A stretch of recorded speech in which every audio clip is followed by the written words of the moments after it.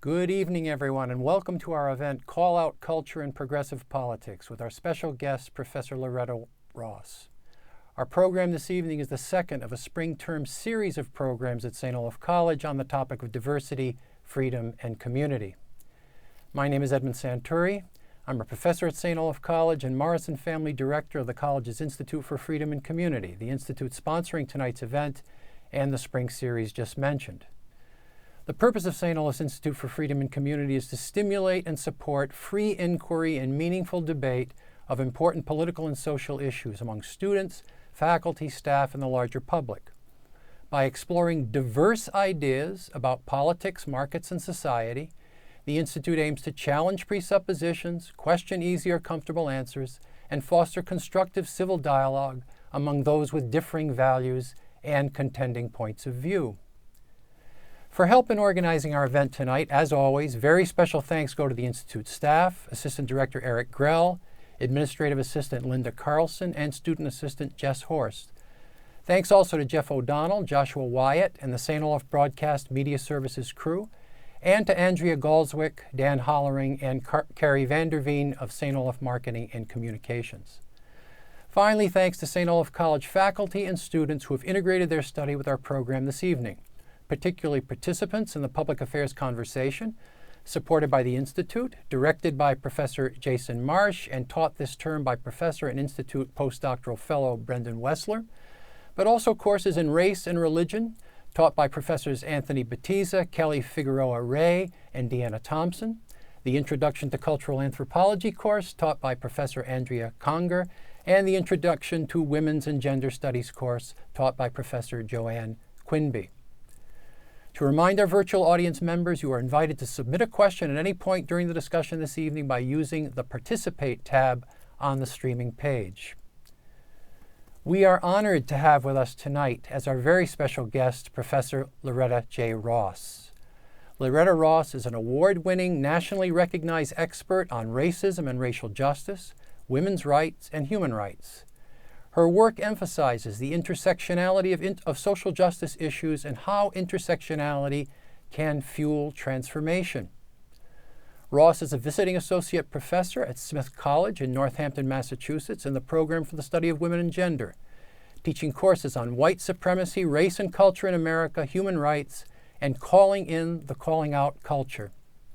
She has written 3 books on reproductive justice: Undivided Rights, Women of Color Organized for Reproductive Justice, winner of the Outstanding Book Award by the Gustavus Myers Center for the Study of Bigotry and Human Rights, Reproductive Justice in Introduction, a first-of-its-kind primer that provides a comprehensive yet succinct description of the field and puts the lives and lived experience of women of color at the center of the book, and Radical Reproductive Justice Foundations Theory Practice Critique. Her current book, Calling in the Calling Out Culture, is forthcoming in 2021. Ross appears regularly in major media outlets about the issues of our day.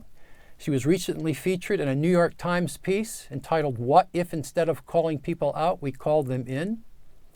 A year earlier, she had published her own New York Times opinion piece entitled, "I'm a Black feminist. I think call-out culture is toxic," with the subtitle line, "There are better ways of doing social justice work." She was a co-founder and the national coordinator from 2005 to 2012 of the Sister Song Women of Color Reproductive Justice Collective, a network of women of color and allied organizations that organize women of color in the reproductive justice movement. She has held a number of other nationally prominent positions, including National Co-Director of the 2004 March for Women's Lives in Washington, Founder and Executive Director of the National Center for Human Rights Education Program, Research Director at the Center for Democratic Renewal, Anti-Klan Network, and founder of the Women of Color Program for the National Organization for Women. Professor Ross is a rape survivor, was forced to raise a child born of incest, and is a survivor of sterilization abuse. She is a model of how to survive and thrive despite the traumas that disproportionately affect low-income women of color. She's a nationally recognized trainer on using the transformative power of reproductive justice to build a human rights movement that includes everyone. She serves as a consultant for Smith College, collecting oral histories of feminists of color for the Sophia Smith Collection, which also contains her personal archives. Professor Ross is a graduate of Agnes Scott College and holds an honorary doctorate of civil law degree awarded in 2003 from Arcadia University, and a second honorary doctorate degree awarded from Smith College in 2013. She's pursuing a PhD in women's studies at Emory University in Atlanta. She is a mother, grandmother, and a great-grandmother. There is much more that might be said about Professor Loretta Ross's impactful life and career, and some of that undoubtedly will emerge in our conversation tonight. Other details are available on our Institute's website page dedicated to this event tonight. But for now, Professor Loretta Ross, welcome. We are so pleased to have you with us this evening. Thank you for having me. Loretta, again, our topic tonight is call-out culture and progressive politics. And I'd like to spend just a little time on the progressive politics part first. You are, in some sense, a progressive, and your particular focus as progressive has been on what you call reproductive justice, which involves, you say, three principles: the right not to have a child, the right to have a child, and the right to parent children in safe and healthy environments. That's a quotation from your book. You add to these principles the stipulation that, and I'm quoting now, reproductive justice demands sexual autonomy and gender freedom for every human being. Now, while these principles and stipulation reference explicitly reproductive matters, they're deeply connected to a larger vision of social justice. Could you say a bit about how that larger vision of social justice distinguishes your approach to matters of reproductive justice? Well, the way we created reproductive justice in 1994 was recognizing that every time a woman has a missed period and believes she might be pregnant, before she even makes a decision whether or not to continue the pregnancy or what she's going to do, a whole host of human rights issues go through her mind. Whether she has affordable housing, can she in fact continue to stay in school or keep her job? Will she experience partner violence if she tells her partner that she's pregnant? All of these are human rights issues that I think both the pro-life and the pro-choice movement neglects, because they start with the pregnancy and not what's going on with the person's life before they're pregnant. So reproductive justice became our answer as 12 Black women to what really goes on in a person's life and how they really make decisions. Because if you've got good answers to those human rights concerns, then you're going to turn an unplanned pregnancy into a wanted baby. But if you've got bad answers to those human rights concerns, there's a likelihood that even a planned pregnancy will end in an abortion. And so you have to start upstream with what is actually going on in people's lives to create the optimal conditions for them to deal with an unexpected pregnancy. So if you want an outcome of a baby, let's attend to the things that keep them from having that baby and raising that baby in safe and healthy conditions. So it really is complicates what has been a binary discussion of pro-life versus pro-choice, when in fact it's about human rights and creating those enabling conditions using the human rights framework so that people can make the decisions that are best for themselves and their families. That's extremely interesting. Admittedly, one of the surprising things in reading your book, for me at any rate, was I sort of expected that you were going to be taking issue at various points with various pro-life positions. But you also provide in moments a critique of what you identify as white middle-class pro-choice positions. And you just alluded to that in your remarks just a bit ago. What more precisely what is not quite right about that position or incomplete about that position from your perspective of reproductive justice? Well, I'm not sure if I called it white middle class, but I'll take your word that you read that. I frankly think that It just, for different people's agendas, we have a way of stereotyping and typecasting each other. The reason that I use the term pro life, for example, is because I have full respect for pro life women who would not have an abortion themselves, but would not stop somebody else from doing that. Those are the positions I can support. But if you're trying to make your decisions my decisions, then I have a problem with that, and I'll call you anti abortion because you're not just trying to control your life, you're trying to control mine too. And that doesn't work for me. So I don't know if I try to stereotype the women's movement as middle class and white. First of all, it would be ahistorical. I was in on the beginning of the women's movement, the second wave. I was the third executive director of the first rape crisis center in the 1970s. So I don't consider it a white movement unless I suddenly bleach myself or something. So I rarely use those words, but I hear a lot of discourse around that, those words that people use, because they have a stereotype of who was in the movement, because that's what's most often portrayed in the media. But there was something in your view about the accentuation of the choice position that you thought was narrow or not properly amplified or embellished. Is that fair to say? Yeah, because what I'm criticizing is the reproductive individualistic approach, that a person is making these reproductive decisions outside of the context in which they're embedded. Because if you're in a context where you don't have your human rights protected, then you're not making an independent reproductive decision. You're making a decision that is contoured by the challenges, the opportunities, or the limits that you have. For example, if I were undocumented, I may be afraid to go to the hospital for prenatal care for fear of being deported. So that's not an individualistic decision. That is a decision affected by the context. If I'm dealing with issues of infertility, but if I'm a Black woman, that may not be seen as a priority by a doctor because they may have a medical bias against Black women having more babies. So we can't assume that people are making individual reproductive decisions outside of their lived experiences and the limits and the opportunities of their social and economic context.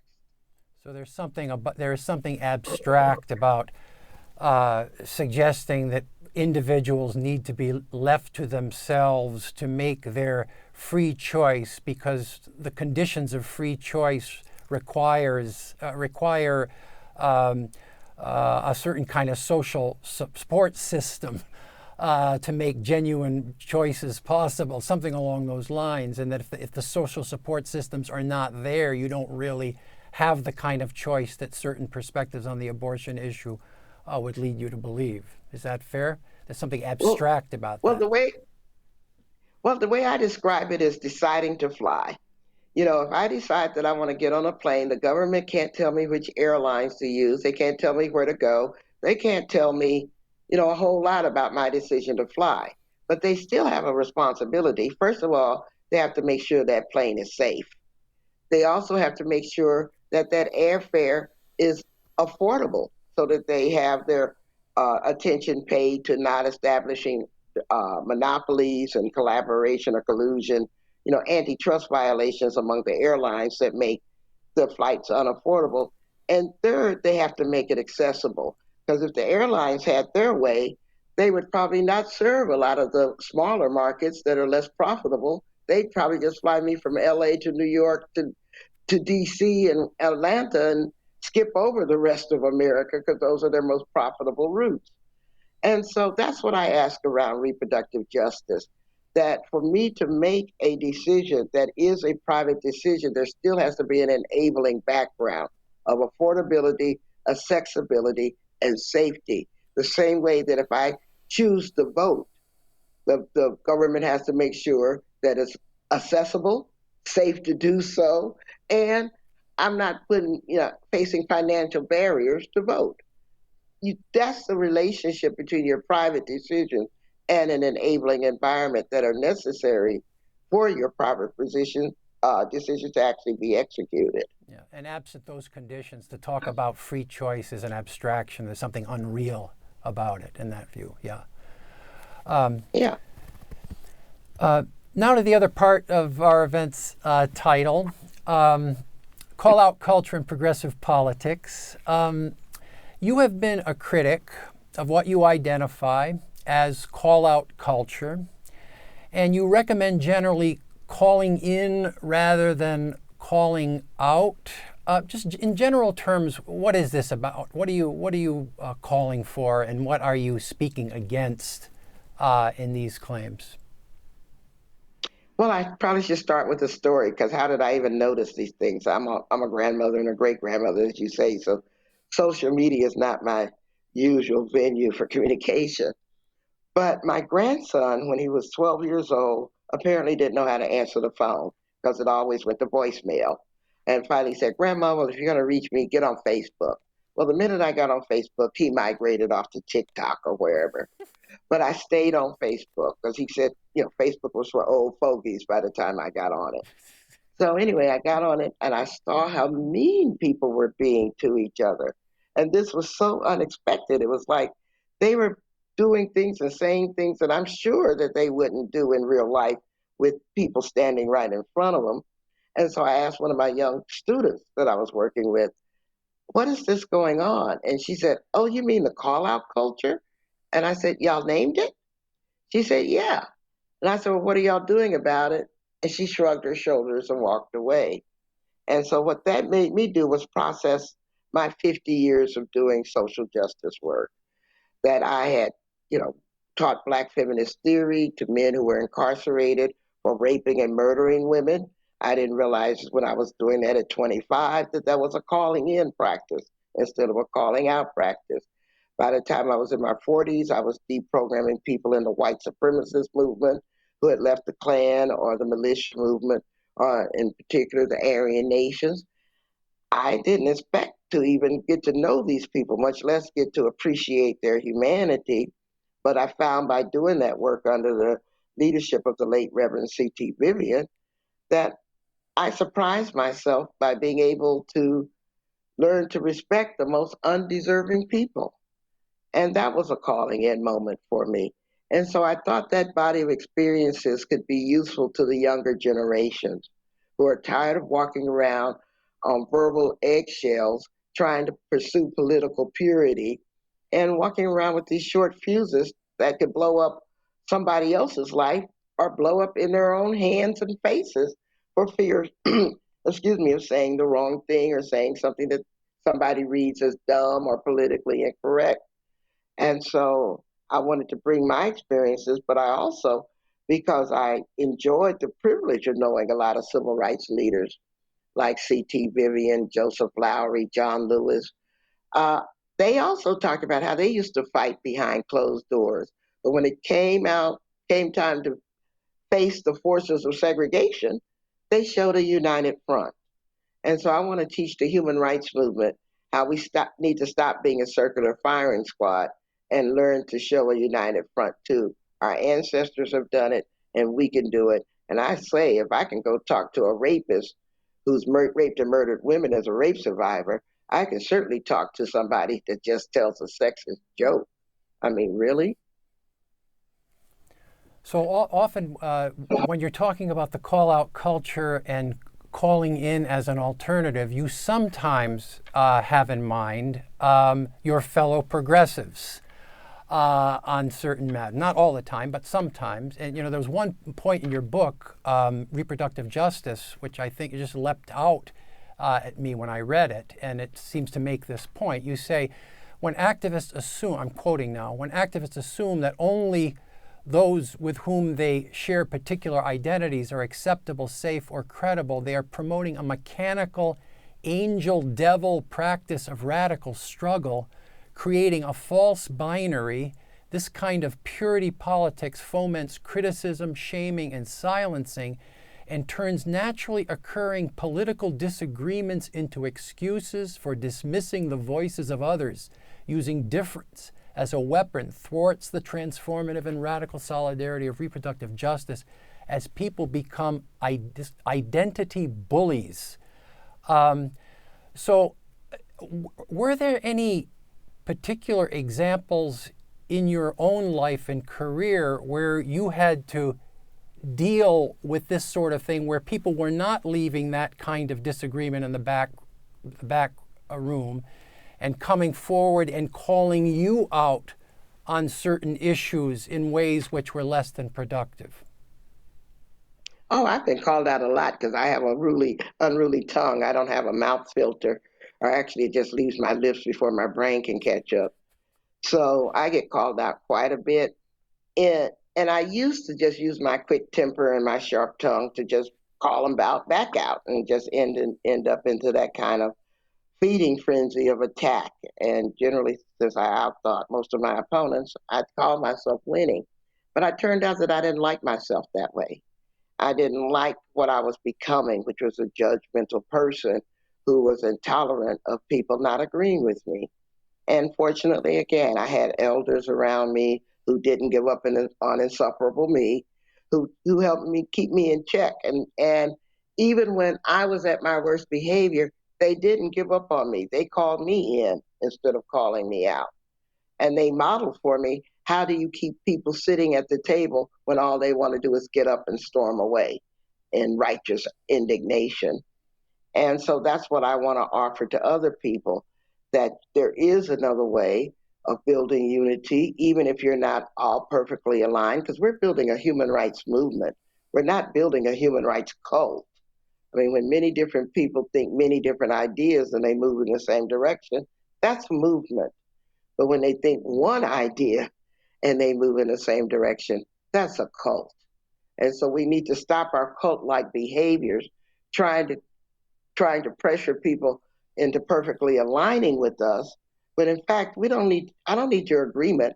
I just need you to agree to be with me in the human rights movement, thinking whatever you think. That's fine. Because I don't want to build a cult. I want to build a powerful human rights movement. It's interesting. In relationship to this, I just discovered recently that you were one of the signers of the Harper's letter of last summer. Just to fill anybody in who doesn't know about this, on July 7th, 2020, a group of public intellectuals published in Harper's Magazine a letter on justice and open debate. This was a letter that insisted on open conditions of debate and tolerance of opposing points of view. And just to quote briefly from the letter says, "Our cultural institutions are facing a moment of trial. Powerful protests for racial and social justice are leading to overdue demands for police reform, along with wider calls for greater equality and inclusion across our society, not least in higher education, journalism, philanthropy, and the arts.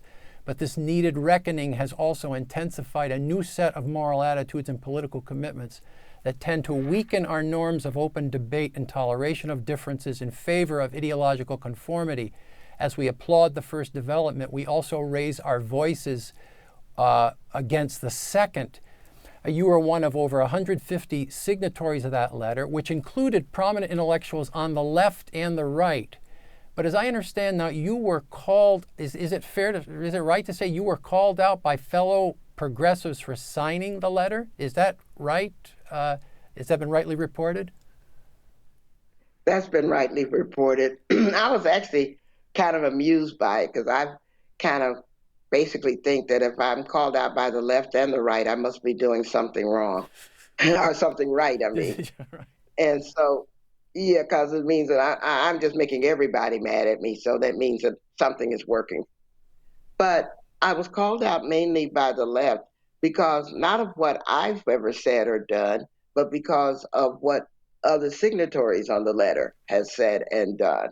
And so there was a guilt by association, by contamination thing that I also identify as part of the call out culture. Because if you deem that somebody else is racist or problematic, that if you sign a letter with their name on it too, then you must be racist and problematic too, which is that very primitive judgmentalism that happens on both the left and the right.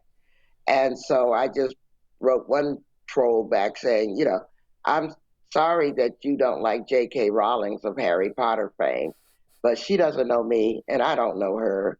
So stop trying to accuse me of her crimes, please. Kind of thing. And it is really because they don't know how those signature letters work. you get to see the text of the letter. You don't get to see who else is signing it, and you really don't generally care. Because if you agree with this content, you're not going to pay attention to the fact that somebody might be on the list that you wouldn't agree with in another context. But that's where, it was kill the messenger because I don't like the message kind of thing. Because I thought it was ironic to be called out for a letter criticizing the call out culture. So you don't have, you said you didn't know who was going to sign the letter before you signed it. You did sign the letter. Those kind of things. Yeah. You don't have any regrets for having signed the letter now when you see that others, yeah.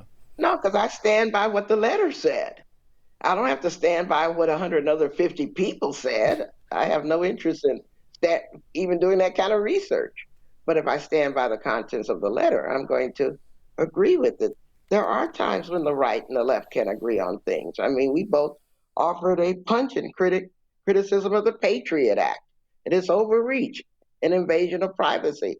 That doesn't make me a member of the National Rifle Association. It's just that there's time we actually agree on things. It's interesting. We've been talking about calling in rather than calling out, mainly among progressives now. But other times, the calling in, calling out distinction in your case has reference to how progressives should relate to conservatives. And I'm just wondering, with that in mind, what kind of conversation do you think is possible between somebody who holds the views that you do about reproductive justice and someone who is a pro-life abortion proponent? Or anti-abortion opponent. Or anti-abortion, yes, anti-abortion proponent. In some sense, you want to say that we've got to resist the urge to call out in those contexts. But let's focus on something very specific here. I mean, in your book, for example, you say some pretty negative things about the Hyde Amendment. The Hyde Amendment, by the way, is the amendment that prohibits the use of federal funds for abortions except in cases of rape or where the woman's life is at stake. And you're very critical of that. It's no surprise. Right. And as I understand, by the way, the Democratic Congress is toying with the idea of doing away with the Hyde Amendment. That is emerging as a possibility in a way that it hasn't been for some time. What on that kind of matter, or any issues in relationship to it, what sort of conversation might you have with someone like this woman, Christina Bennett? I want to say something about her. Christina Bennett is the communications director of the Family Institute of Connecticut. She's a black woman who learned in her 20s that her mother was very close to aborting her, but then didn't, because at the abortion clinic, a janitor detected her anxiety about the business and urged her not to have the abortion. She also says that in college she discovered how abortion in the United States in various ways was linked to anti-black eugenics sentiments. And she notes that this is a quotation attributed to her, that nearly 80% of clinics that provide abortions are located within Black and Latinx communities. This is what she claimed. This is, by the way, a quotation from an article in the Harvard Current. She is, last December, she was the one opponent of legal abortion that was asked to testify in the House deliberations about the Hyde Amendment. Anyway, here's a black woman who has a different view of yours, who thinks that to be permissive on the abortion question is, in some sense, to be complicit in a certain kind of racist project and so forth. None of these views are views that you hold. I'm just wondering, what kind of conversation do you think is possible between you and somebody like Christina Bennett? Or is this just a kind of Don Quixote prospect to having such a conversation. By the way, that's a trope that Professor Ross used in our conversation before we went on the air. So that's a bit of an in-joke. No, it's not. No, it's not tilting at windmills to have conversations with people, but it's also important to be realistic. Just because I share an identity location with a person doesn't mean we have the same politics, no more than every white man has your politics, Ed. So we got to stop these primitive assumptions about people based on their race, gender, class, or whatever other markers you want to use. As I said, I make a distinction between people who are pro life in a way that respects other people's reproductive autonomy and decision making, and people who are anti abortion who want to actually control other people's bodies and lives. And frankly, I hear a lot of anti abortionists, like Christine, actually offer bad information as a persuasion. Most abortion clinics are not located in the Black neighborhood. There's been study after study. They're located like grocery stores are, where the need is. You know, nobody puts a grocery store in a gated community because that's not how they want to get their groceries, right? Well, you don't put a public health clinic in a community where most people are using private doctors. I mean, so there's such misrepresentation of data. But when you accuse Black women, who are the decision makers about whether to have an abortion, first of all, we're not choosing to have an abortion because we're afraid that our child will be Black. We're the least surprised by that fact. We're choosing abortion because we have the right to control our own fertility, something, by the way, that was denied to us till 1865. And so that was a hard earned right that we're not going to give up just because somebody else wants to wax poetic over our bad reproductive decision making, when in fact it is our self determination to be in reproductive control of ourselves that we are fighting for. And I'm saddened that another Black woman would think that somehow we are being manipulated when in fact we are reproductive, self determining decision makers. But I understand it. I mean, a lot of people said that when I got pregnant through incest, that I should have had an abortion. And instead, I chose to keep my son and raised him. Ended up co parenting with my rapist because he was 27 and married when I was 14 with my cousin. And, you know, every person gets to make that decision for themselves. I'm not going to tell other people how to decide what they need to do with their unexpected pregnancies because I don't know what's going on in their lives.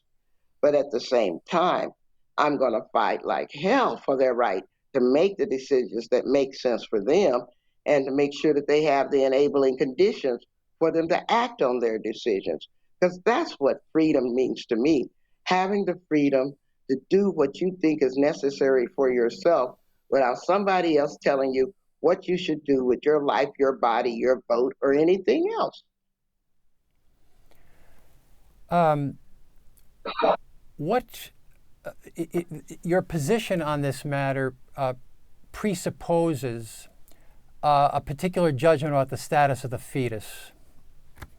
What would you say if somebody like Christina Bennett said, you know, the fetus is a person from the moment of conception. It's constituted by the by genetic reality in some sense, and that fact needs to be taken into account in a fairly substantial way, in ways that certain positions just don't take that into account. I mean, when you talk about it's a zero-sum game, though. It's a zero-sum game because in order to elevate the fetus to that status, then I'd have to denigrate myself into a subhuman status, so that in fact the fetus has more rights than I do. The fetus has a right to self-determination to be born, but I don't have a right to determine whether my body's going to be that vessel. That's called slavery, when my body has to be used for another human being's existence. I'm not at all confused. And so it is actually a zero-sum thing. If I have to give my body over to the existence, the pleasure, or the thriving of someone else, that means I'm no longer in control of my body. And I recognize what slavery is. Every Black person does, or should at least. And I don't think that women lose their human rights simply because they become pregnant. We have the same human rights, pregnant or not pregnant. And so people who wax romantic about the fetus are very willing to violate the human rights of the people already here for the human rights of someone who hasn't even been born yet. And I don't accept that deal. Yeah. I can't make you give up your kidney to your son if he needed it. I could strap you down on the operating table and say, I'm going to take your kidney because you don't get to consent to that. That's not how human rights work. You don't get to use somebody else's body without calling it slavery. Okay.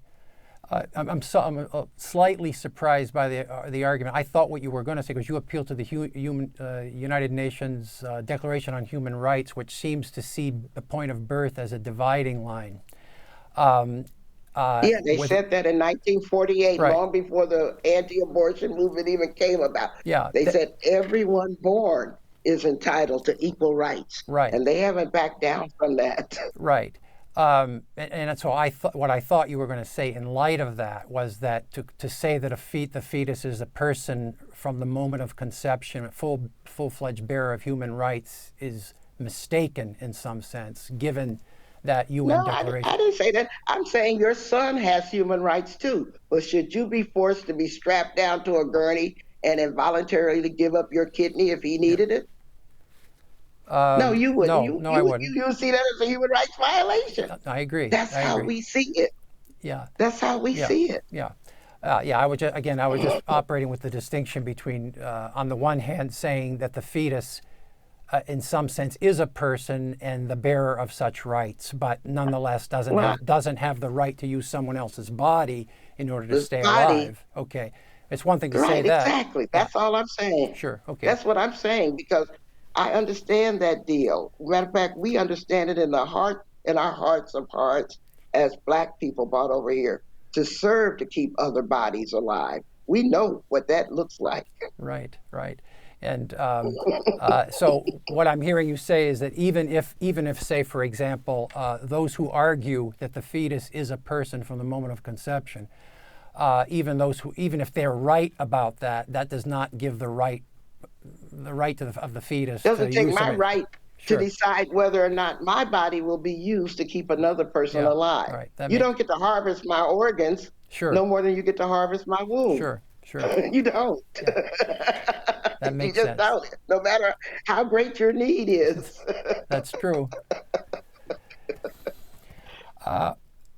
So with persons who hold these alternative views, you still think that there can be conversation and that you can join hands on certain kinds of issues and perhaps not on others. So, for example, somebody like Christine Bennett seems to me might join with you on your third principle of reproductive justice, and that is to say that every woman who decides to parent has the right to parent and therefore has the right to the kinds of social supports that will be necessary for a thriving parenting experience. And so it seems to me that might be an area for conversation between you and conservatives like Christine Bennett. Well, see, I don't necessarily define everybody who's pro-life as a conservative, because my organization's sister song, Women of Color Reproductive Justice Collective, was formed by both pro-choice and pro-life women working together. And so I think that this artificial binary of pro-life must mean conservative, pro-choice must mean progressive, when I've seen pro-choice Republicans and I've seen pro-life progressives. I mean, we got to stop oversimplifying how complicated people in our society really is. That makes perfect sense. I think now might be a good time to move to general Q&A from our audience. These are questions submitted online, either beforehand or in real time. And in some cases, we have some video questions that have been pre-recorded. So Can we go to the first one then for Professor Ross? Hello, Professor Ross. Thank you so much for being here today. My name is Manuela, and I'm a senior part of the public affairs conversation this year. I wanted to ask you if you are kind of like ultimately supporting some sort of value pluralism with the idea of calling in, and especially like if your definition of calling in as calling out with respect and humanity should lead to some sort of like change in people's mindset. And my second question is, what's your suggestion to the way we should have these uncomfortable conversations? And this comes like from the idea that like there is some harmed speech that might impact some people's humanity, or just like some people who are targeted. And so I just wanted to know what's your recommendation for having these conversations. Thank you so much. Well, I find that generally speaking, you actually don't change people's minds. What you do, you offer them respect, loving listening, forgiveness, and grace, and ask them to rethink what they're saying, and is that how they want to walk through the world? Even in deprogramming white supremacists, only Hollywood believes that, a black woman's going to meet somebody in the Klan and flip them. That's not how it works. They actually have these epiphanies themselves long before I get to meet them. They started questioning their own belief system. They started saying, well, I don't know if I want to be associated with this kind of criminal activity, or if I want my child to be born in this hate movement or raised to continue this multi-generational hate. And so my favorite comment when somebody says something that doesn't land well on me is I just look at them and say, I beg your pardon, because that means I'm not calling them out and I'm not calling them in.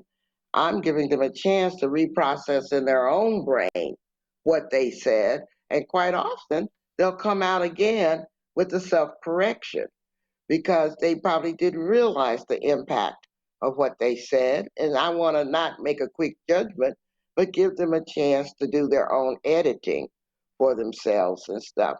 But a calling out is really just a calling in is really just a call out done with love. It's not that you're letting people off the hook for being accountable for the harm that they do or what they said, but in fact, you're giving them a chance to process it differently, to maybe rethink their words and think about how they're going to do it differently. And the way that I really work with a person who does a harmful call out, I'll stop and ask them the question that people ask on the internet all the time. Who hurt you to make you say those kinds of things to another person? And why, if I know you're inside, you're a really good person who would, run into a burning building to save a stranger, why would you say those hateful things about other people you don't know? I mean, what's going on with you to make you want to walk through the world that way? Because I really do sincerely care about what makes people betray that inner goodness with that negative outer behavior. And if they're comfortable being so misaligned between their interior self and their exterior behavior, I want to know who hurt you and what can we do about it? Because obviously you're not living up to your own good opinion of yourself. Thank you, Loretta. Another question? Professor Loretta Ross. Thank you for coming in today and speaking with us here at St. Olaf. Your words have really captivated our minds today. My name is A.D. Bands. I am a current sophomore participating in the Public Affairs Conversation course. My question is directed to the interview that you did with Amanpour and called Professor Loretta J. Ross is Done with Cancel Culture, where you stated something along the lines of people being so caught up with being identified as victim that they are afraid to let it go. If you haven't already touched on that topic, might you be able to explain a little bit more about your recovery journey through therapy? And by that sense of privilege, do you think that those who lack that journey don't have the support to remove themselves from their past like you have? Thank you. Well, I experienced my first sexual violence when I was 11 years old because I was kidnapped from a Girl Scout outing. My mother thought that I was safe at a Girl Scout amusement outing, and I wasn't. And so by the time I went to college at 16, I had been through some very horrific things, but I didn't have the words to describe what had happened to me because all the time I thought it was my fault. So I became very self destructive, nearly suicidal, got into drugs, got into self medicating, I would call it now, just did a whole lot of things I regret because I didn't have the coping skills for all that had happened to me. But it was at the Rape Crisis Center that I started working when I was 25 that I finally found the words to see that it wasn't my fault. 25% of American women don't escape childhood without someone sexually abusing them. 25%. That number astonished me because I thought it was all my fault. And then once I found myself trying to do all this political work while I was dying inside, I finally took my own advice that I'd been handing out at the Rape Crisis Center, and that's to go get some therapy. And I am so glad I did at 27, and here I am 67, 40 years later, because I'm still in therapy.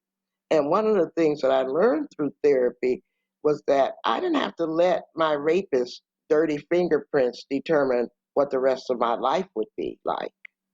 And I didn't want their hatred to stain my soul. And so it's about reclaiming your right to be self determining, your right to determine who you are, your right to determine how you're going to find joy in life, even though that hasn't been what's mainly given to you so far.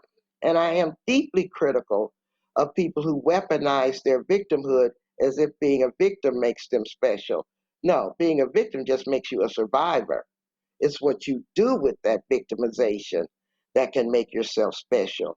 If you turn it into anger and hatred, then you're strikingly unoriginal. And I find a lot of people wrap themselves in a victim mantle so securely that they don't know another way to be in the world. And so they get very angry when somebody challenges them because I'll ask them a basic question. You've been walking around with that grudge or that pain all your life. Tell me how well that's working for you. Are you happier because of it? Are you at peace because of it? Is it bringing you any benefits? If the answers to all of those questions are no, you need to understand that you have the power to make different choices, that you're not locked into an identity that an abuser has attached to you. You can actually make different choices. And it does take as much brain work as it takes body work if you've got a heart condition. But that's what medical professionals are for. Thank you, Loretta. Next question. Hi, Loretta. Thank you so much for speaking with us this evening. My name is Meredith Maloli, and I'm a senior here at St. Olaf. I'm also the co-president of the Olis for Life Club on campus. In our club, we are really interested in having good conversations with people who think differently than us about abortion. I've observed that often, instead of engaging with the other side's views, both pro-life and pro-choice people will strawman the other side, or use the worst version of someone's argument in order to dismiss them. What do you think that pro-life and pro-choice people can do in order to engage more honestly with each other's views and actually have productive dialogues? Thank you. Thank you for the question. I am so privileged to have actually seen it work out. It's not just a theory for me.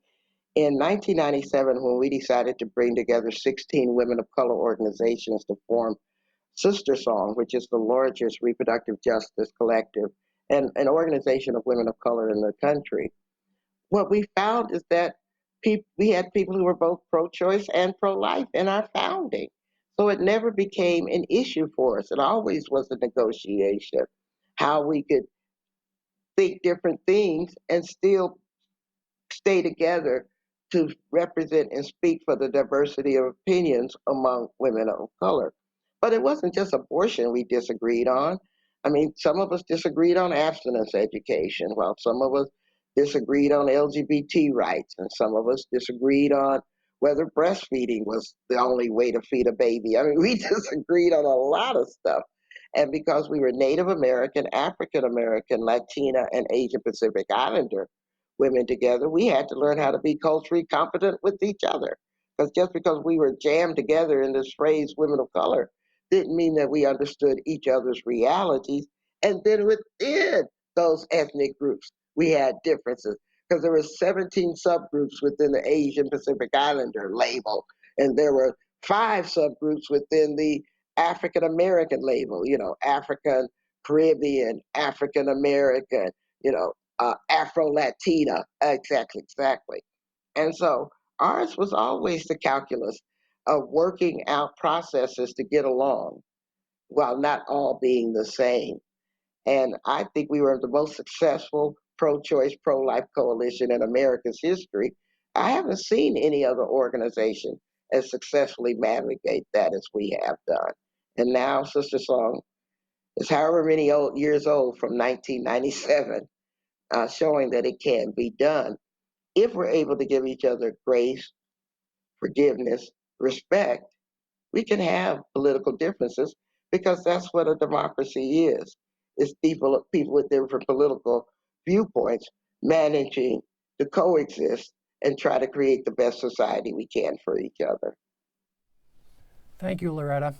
Now we're going to turn to some questions that are coming into us through the live feed. And this first question is from Kristen White, St. Olaf class of 2001 from Minneapolis, so an alum.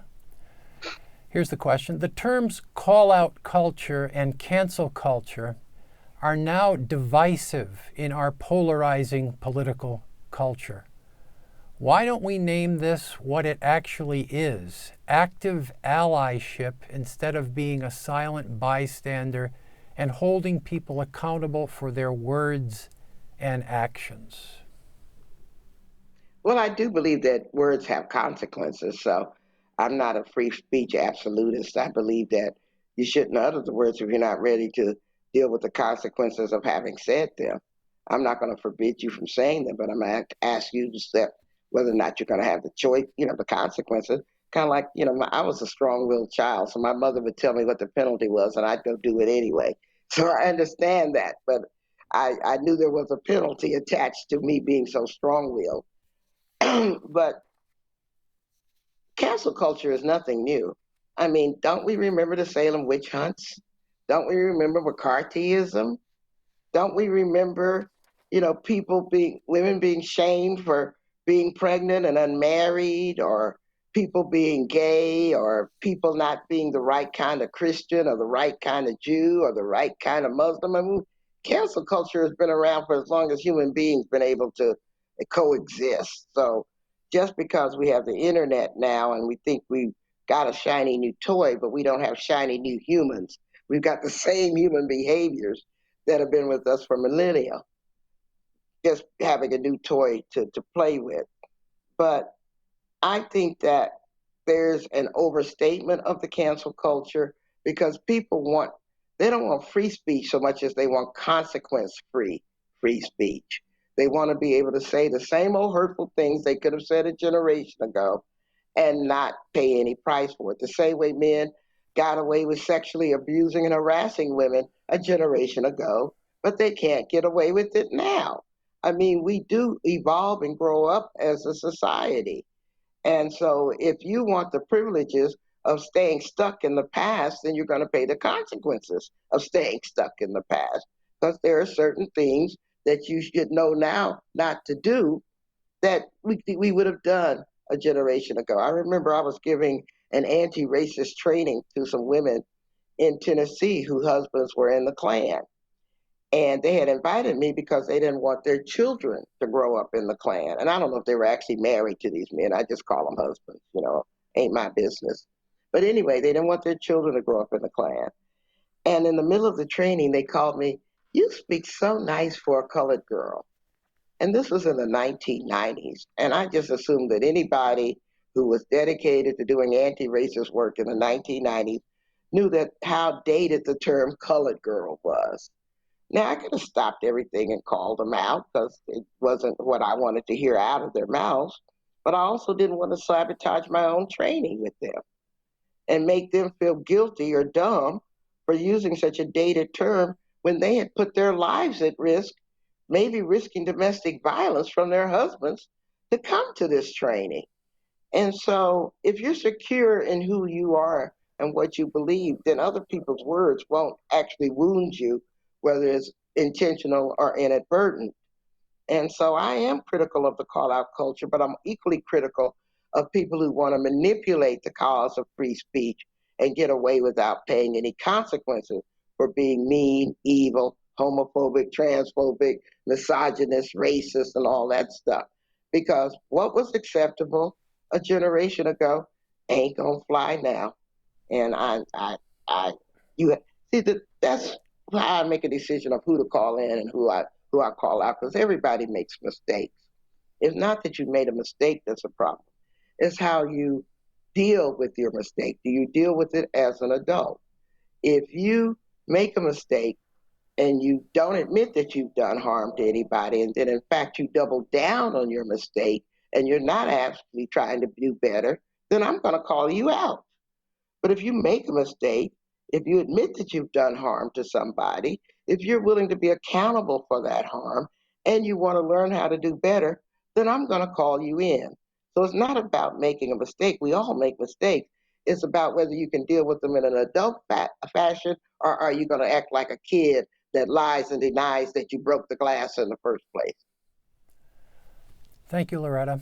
Next question is from the Students for Reproductive Rights. These are the co-chairs, Mary and Jocelyn, class of 2021 and 2022 from St. Olaf campus. And here's the question. It's a long one. As a founding voice, Of course it is. As a founding voice in the reproductive justice movement, I'm sure you've had to interact a lot with pro-life and anti-choice groups and individuals whose movement heavily relies on dangerous intentional misinformation and other blatantly insincere tactics that prevent people from accessing abortion and other reproductive health care services. These groups are all over. We even have one on this campus. And their information is a serious barrier to reproductive health care access. You've made a real interesting distinction in calling in versus calling out, that calling in is done with love, assumption of best intent, and even a degree of privacy. Is calling in even a possible option with pro-life groups that undertake harmful actions intentionally through a public platform for an anti-choice agenda, or does this fall into a category that merits another response entirely? I tend to see people largely as individuals who can be caught up in a cause. And so I don't just say because you're associated with cause X, you must be an evil person, because I don't like what that cause represents. And so before I do a wholesale condemnation of a group, I'm going to do a little bit of research, because I always say do more research, less me search, so that you have some facts at your hand and not just your opinion, because opinions like assholes, everybody's got one of those. And so I'm like really going to talk to them and really just ask him, okay, I see that you're opposed to abortion, but why do you think that your opposition to abortion gives you the right to tell me what to do with my body? And if you think you have the right to tell me what to do with my body, then that means you don't want to be my partner, you want to be my owner. And that's a different conversation we're trying to have, because I've got strong feelings about other people wanting to own me, as you can imagine. And so a lot of people do the wrong thing thinking that they're doing the right thing, but they're maybe doing it for the right reasons. So I want to talk to them and find out what's going on before I just make a summary judgment of who they are simply because they're attached to a cause.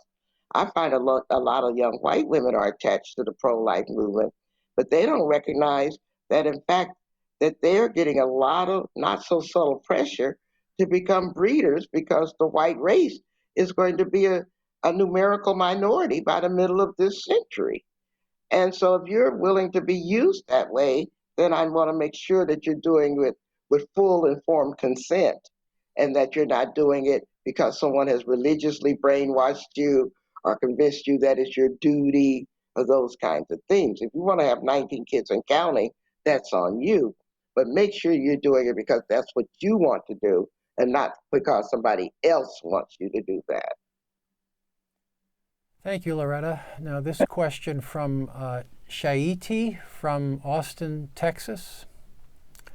Do you think there is a connection between individualism and call-out culture? It seems like we've reduced everything to the power of the individual, and therefore calling out individuals is how you change society. That seems to be the misconception from my observations.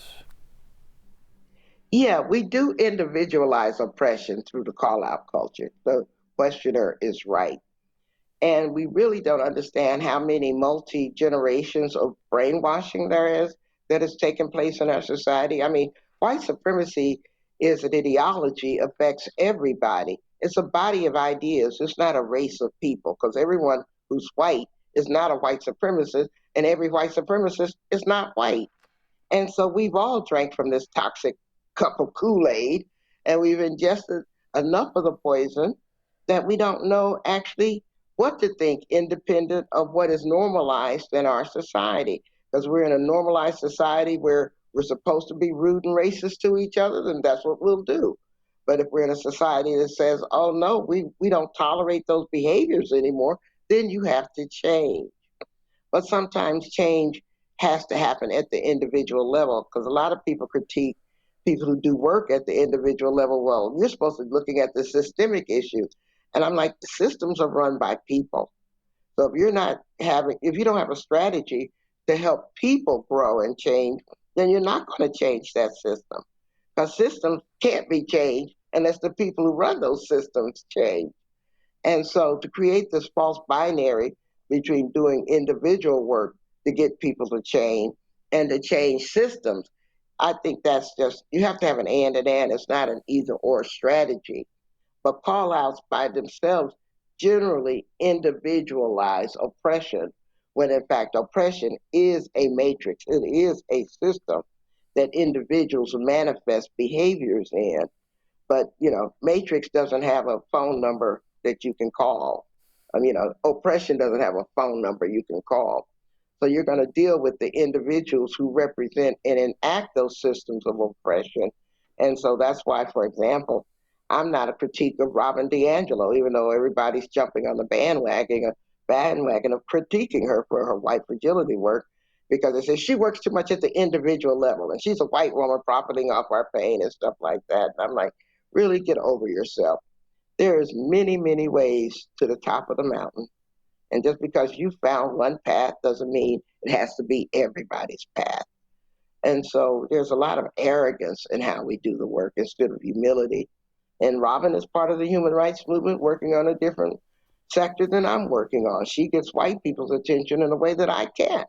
So I'm not going to diss her work simply because it's not the work I choose to do.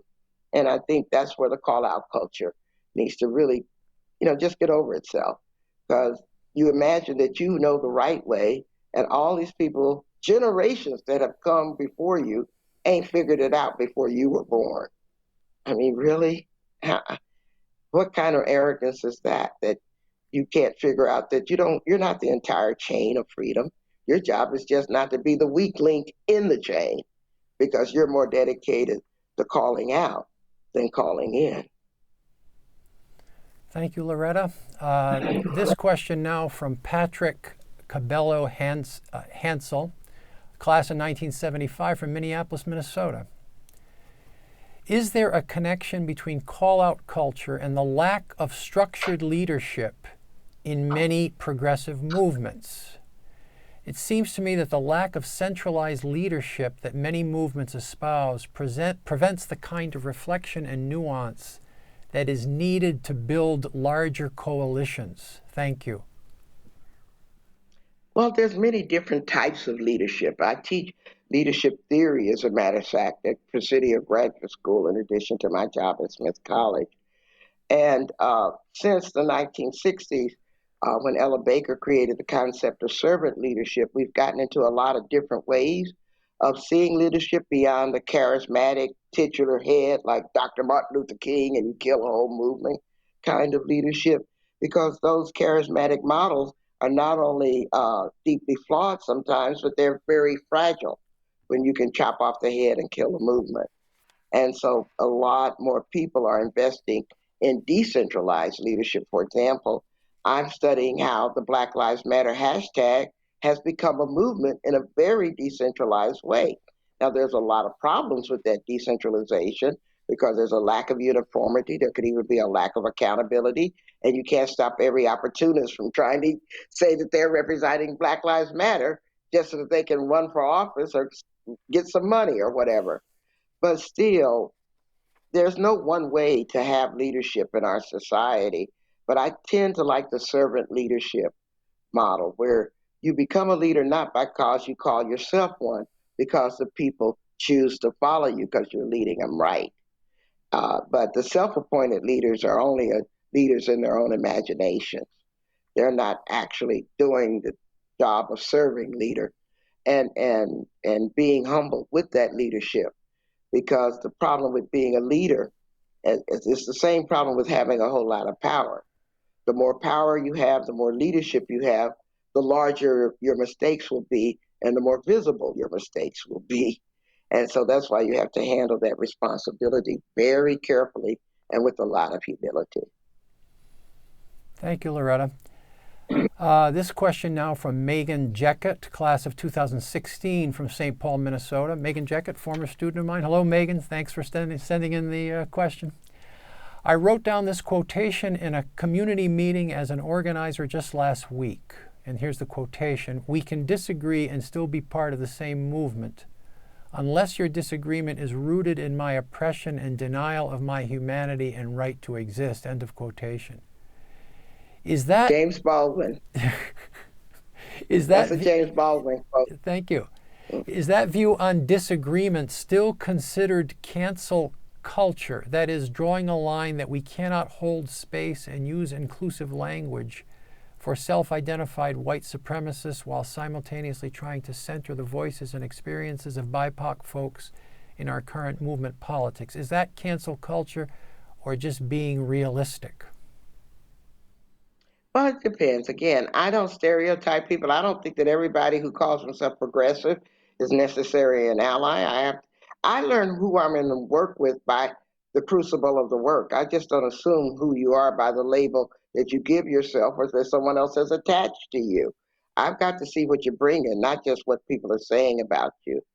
And so I found that, for example, a lot of people think that feeding homeless people is their way of being of service to the world, which is fine. But they disagree with my strategy of being a human rights activist. And the way I put it to them, I said, well, you feed the hungry. And as a human rights activist, I ask why they're hungry in the first place. Same cause, same values, just expressed in a different way. And so that's kind of how I take all people that are choosing a different strategy. I want to see if we have any shared values underneath those strategic choices that they're making. And then those are the people I'm going to seek to work with, not by trying to get them to choose my choice of a strategy, but showing them how they are synchronized, how they can actually work together. I have a different definition of freedom than I think a lot of people who don't want to wear masks, because of COVID. And I'm like, well, you think freedom is your freedom not to wear a mask. And I think freedom is my obligation not only to protect myself, but to protect others in society by wearing a mask. So you have a very individualistic, take care of only yourself kind of definition of freedom. And my definition of freedom is my privilege of helping to take care of others as well as myself. So it may be those two contrasting definitions of freedom can exist in the same coalition, because obviously we're going to be working on different goals. It was around addressing the pandemic. Thank you, Loretta. This question from Daniel from Northfield, Minnesota. Can you tell me your point of view of what the father's rights are in the case of an unplanned pregnancy? Does a man have any rights? Can you sympathize with their lack of opportunity to be engaged in the decision-making process regarding an unborn child? Well, I think men have a lot of rights when it comes to an unborn child. They have first of all, the right to take care of themselves and use birth control. I mean, that's the first right. Be responsible before the unplanned pregnancy happens. Don't be talking like you're a victim of your own bad decision making after the fact, because the consequences of your bad decision making is going to be someone else's burden to carry. And so then you're going to say, not only do I have the right to impose my bad decision making on you, but you're going to carry my bad decision for the next 9 months and raise it for the next 18 years. I think that's a bit much. That if you want to talk about fathers' rights, have the right to say, I'm going to be a responsible person and I'm just not going to be littering my seed around the world, because once I do, then I have some responsibilities. But at the same time, I also have to respect the rights of somebody else who may have to clean up after my irresponsibility. It's like you don't have the freedom to throw trash all around the cafeteria just because it's somebody else's job to clean it up. That's not being responsible. And so I have been privileged to have known all my life great men. My daddy was a great man. He was a 26-year Army veteran, got shot in 2 wars. We had 8 kids, 5 brothers, 3 girls. And he was the archetype for me of a great man because he worked really hard for his family. He took care of his responsibilities. And even though he was like an extreme patriarch, I mean, really, because he was a drill sergeant, big, bluff man, he knew where his rights ended and mama's power began, which was at the front door. you know, and so we were very patriarchal inside, cooking for daddy and keeping his uniform straight and all that kind of stuff. But, I ended up growing up with not only a great dad, but great brothers. And so I didn't come out of the womb or out of my family only knowing bad men. That happened outside the family in many ways. And so if you want to talk about men's rights, let's talk about first being a good man. Because if you're not a good man, you're going to be a terrible father. And a good man is responsible for himself and his body and just wasting his seed all around without taking protection. So you kind of failed at the fatherhood test if you don't succeed at the birth control test, so that the pregnancies that you engender are intentional. Thank you, Loretta. This question from Steve Gamma, class of 2024 from St. Olaf College. My anthropology class is currently discussing the belief that, quote, we shape our tools and then our tools shape us, end of quote. Do you think that our access to condoms, abortion, and birth control contributes to the rise in advocacy for abortion rights? No, because women have been providing abortions for themselves since ancient Greek times. And so there was no birth control, or as we know it then. I mean, Emperor Augustus wrote a whole paper about trying to command high-class Greek women to have more babies. So you can't blame that on Margaret Sanger or the pill or the IUD or anything like that. Men have always thought that they had a right to tell women what to do with their bodies, from Augustus to Nero. I mean, we've just seen this all through history. And so women have always made the decisions what makes sense for them, because they know how and what conditions under which they want to become parents, and whether they're going to use camel dung or French rubbers or the IUD today. They're going to make those decisions, and men are going to say yes. If the right men will say yes, and I will partner with you in making those decisions, but I recognize that the consequence of that decision will rest more heavily on one of us than the other one. Because even though we could both successfully parent, I haven't figured out how a man who's not a trans man can actually give birth right now. So that is a disproportionate thing. And as I say, when people talk about they want to force people to get pregnant, I say, yeah, and I guess you want an operation that would force you to pass a watermelon out of a hole entirely too small too, right? Thank you, Loretta. This next is not a question, but I think you'll be happy to hear it, from Anthony Joseph Collins of St. Paul. I love hearing from this speaker. I loved what she had to say. Well, thank you. I just try to tell my truth. It may not be the truth, but I have been a victim of some of the most horrible things another human being can do to each other. I mean, I've also experienced racist violence in my life. I've experienced gender violence in my life. I've had to struggle. And so I feel that my truths are hard-earned. They're not theory for me. I've only been teaching in colleges for the last 5 years, but I've been an activist since I was 16. And so I'm speaking from not theory, but from my lived experiences of how you make a way out of no way and not let somebody else determine how successful your life or your children will be. Thank you, Loretta. This question from Fritz Swearingen, class of 2021 from Northfield. Some corners of Pan-African philosophy, Dr. Umar Johnson, take medical institutions in the U.S. with a sort of skepticism. Should black people in the United States follow this train of thought? I'm a deep critical of what we call the Hotep movement, the Afrocentric movement that kind of disassociate themselves from facts. I believe in African history. I believe that I'm a person of African descent. There are good things about coming from the continent of Africa. There are bad things about coming from the continent of Africa. But there's a lot of romanticization and bad history that is also derived from our real history that is promoted. I'm not personally familiar with Umar Johnson, but I've heard him on talk shows and in his speeches. And there's a little less reliance on evidence and facts in what I hear him say than I'd prefer. Thank you, Loretta. This question is from John of Farmington, Minnesota. What do you think of Ibram Kendi's recent work, particularly his book, How to Be an Anti-Racist? Critics of his... You finally asked me a hard question. Critics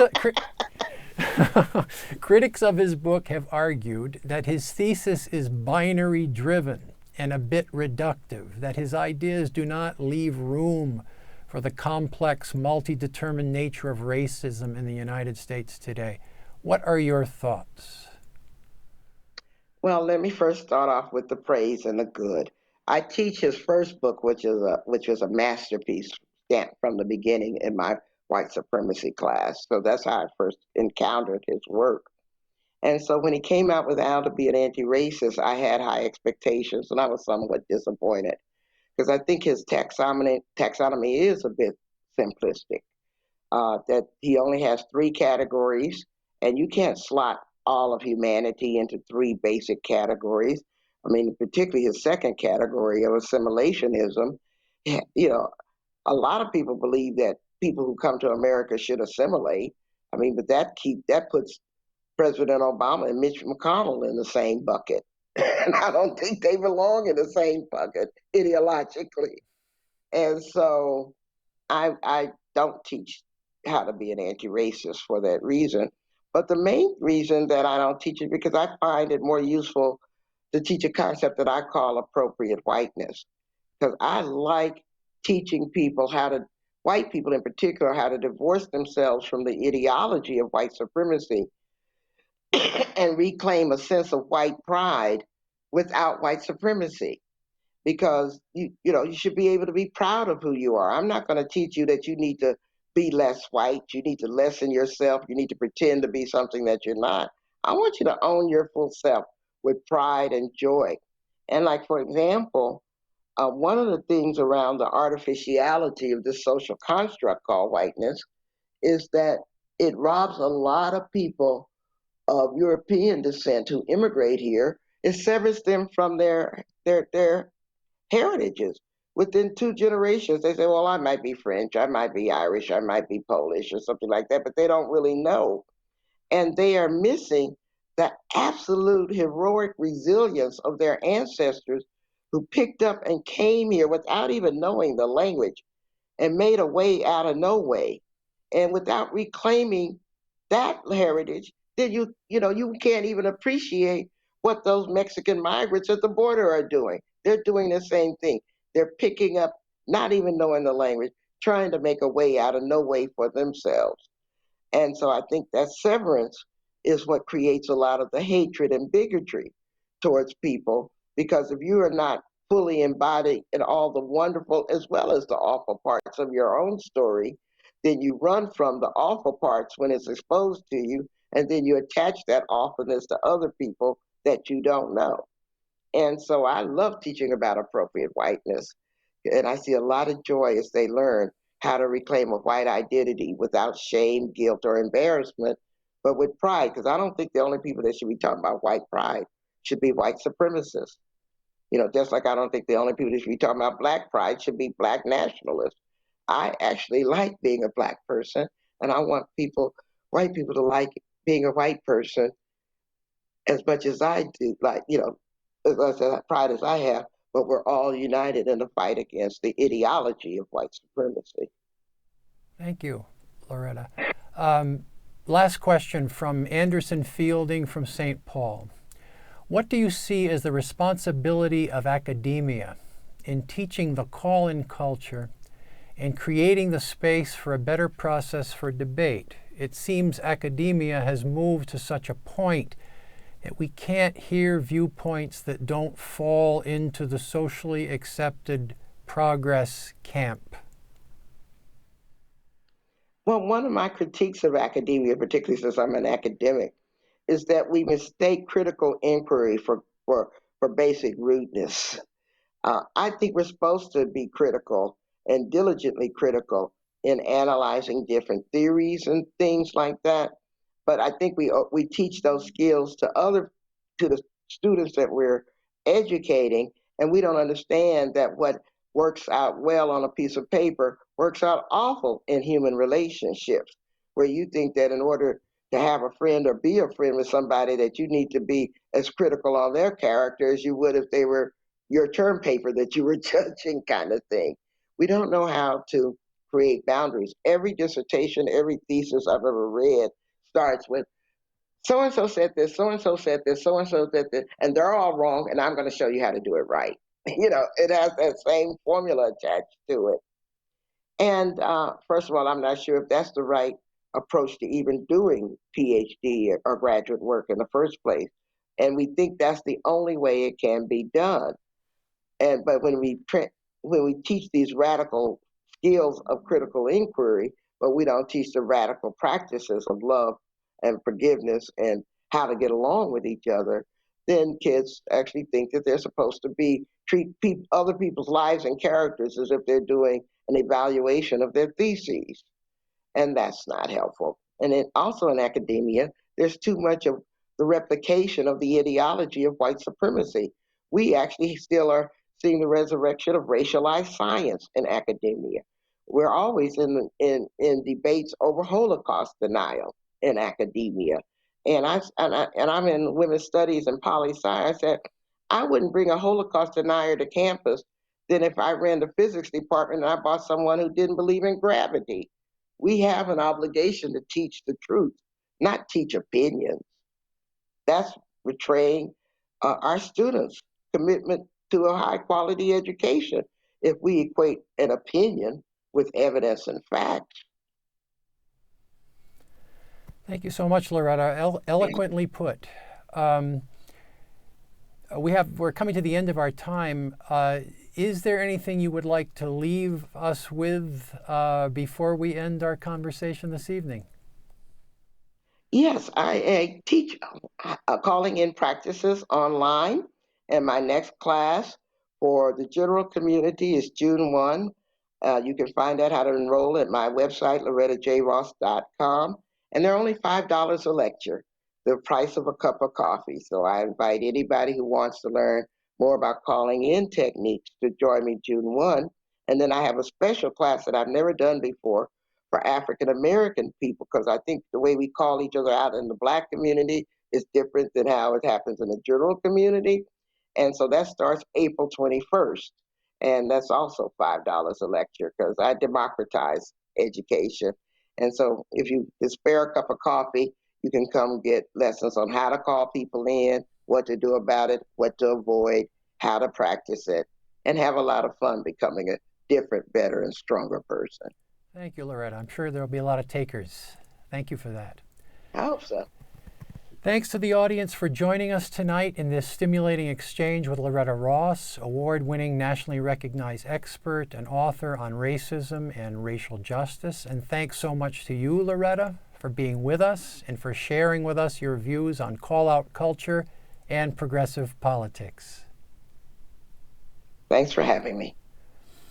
This spring term, St. Olaf College's Institute for Freedom and Community continues its series of public events on the theme Diversity, Freedom, and Community. The next event in that series is with former New York Times columnist Barry Weiss on anti-Semitism and liberal freedom. That event is next week on Wednesday, March 31st. This spring, the Institute also continues its series of public events on the theme America After Trump. The next event in that series is with three eminent China scholars, Sheena Greitens, Min-Sin Pei, and Jonathan Stromseth, on the topic China After Trump. That event is scheduled for April 13th. Learn more about these and other events at institute.stolaf.edu. That's institute.stolaf.edu. We hope you can join us for these events. But for now, good night, be safe, and be well.